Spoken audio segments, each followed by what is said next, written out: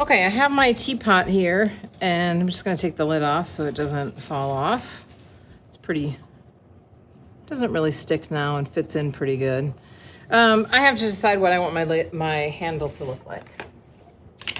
So I'm gonna take a piece of paper, lay it on that piece of paper, and I sort of want my handle to come up and be maybe over the top, maybe over the side. You know, this is 3 bumps, so I could do 2. And then the other way to do it, so I'll cut that out and take a look at it. The other way to do it is to do it on the side. You know, my lid's right here, so maybe I would do something like that, or maybe I would just have the classic handle come down like that. So I'm gonna spend time cutting the paper and taking a look and seeing what it is I wanna make.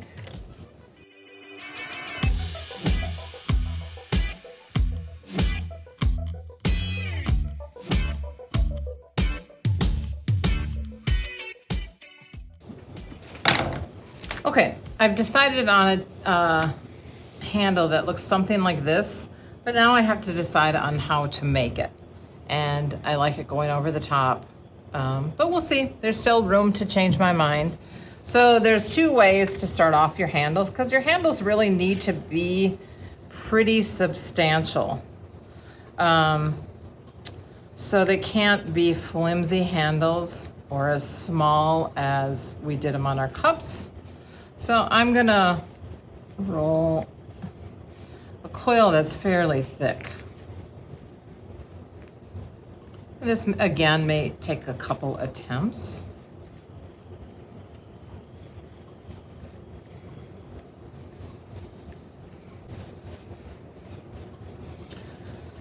Okay, this is at least double or triple thickness of what I normally make, and I would say at least an inch thick, an inch in diameter. So now I am going to set that aside and show you the slab method, which is the same thing. I'm gonna start off with a coil. I'm gonna roll it fairly thick. We'll see. Maybe a little bit thinner than that one.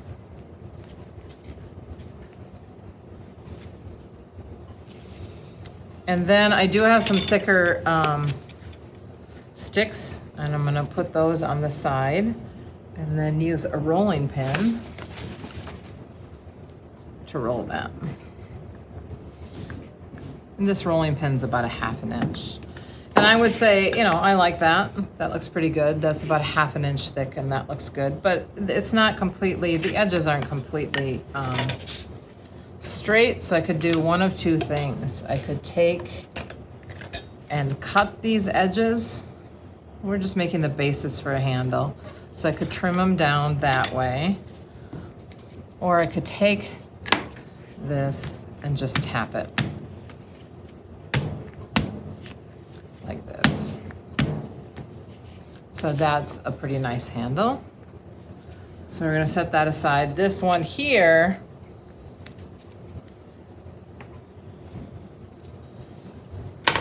I'm gonna do how we did our other handles, and I'm going to smash it down to flatten it out.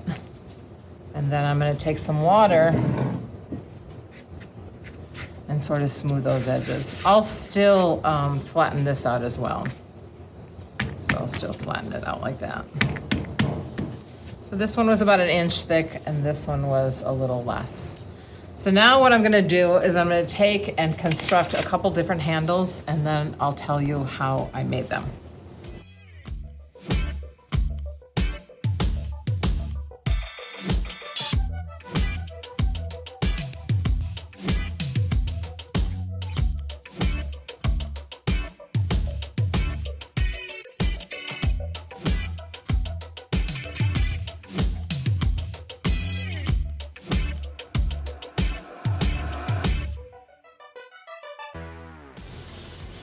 Okay, I've made a couple handles and I have cut them and put them back together into the shape that I want to, but I've built them sideways. And I think that's really the way that you need to build your handles. And then what we need to do is put them on your bat along with your teapot and wrap it in a bag and allow this to get stiff so that we can attach it.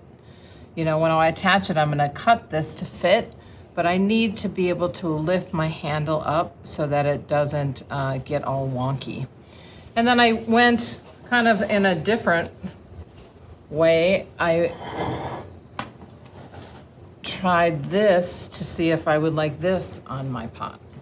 So this is the coil that I threw, that I rolled about an inch thick, and then threw it and flattened it, and then I cut it and put it together, hanging over the side. So really, your handles are up to you, and they're super fun to play around with.